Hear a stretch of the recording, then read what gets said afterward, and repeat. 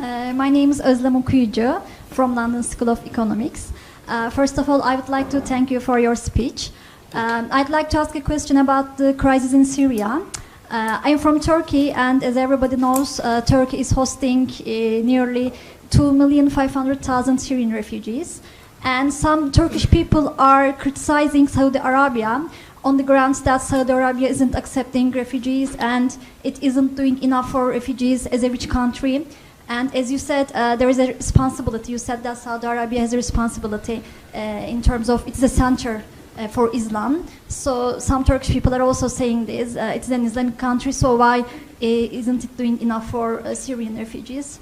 So I'd like to ask about this issue. I'd like you to elaborate on Saudi Arabia's refugee policy. Okay. Thanks. Thank you. I'll ask you to take that directly. Yes, thank you.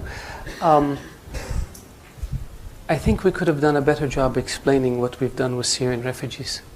Saudi Arabia has issued more than 2.5 million visas to Syrian refugees since the crisis began. We put out a statement. Nobody noticed it. 2.5 million came to Saudi Arabia. I think 600,000 or 700,000 still remain in Saudi Arabia. Not one of them lives in a refugee camp. And not one of them lives in a tent. Because the custodian of the two holy mosques ordered that all Syrians who come to Saudi Arabia be provided residency permits so they can send their kids to school, so they can have access to medical care, and they can have access to social security, and they can get a job. We don't have one Syrian. Of all the Syrians who came to Saudi Arabia, 2.4 million, not one of them lives in a tent. And the same thing we did with Yemenis. Since the war in Yemen began, almost 1 million Yemenis came to Saudi Arabia as refugees.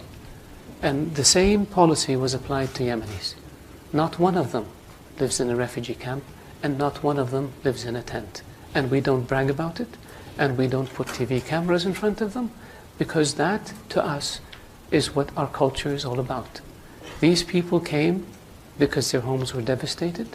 They came seeking refuge and shelter and safety in Saudi Arabia, and we provided for them in a way that is dignified, in a way that doesn't humiliate them, in a way that allows them and their children to lead as normal a life as possible given the circumstances. So I really appreciate the question, so I can educate the audience about our refugee policy. Thank you.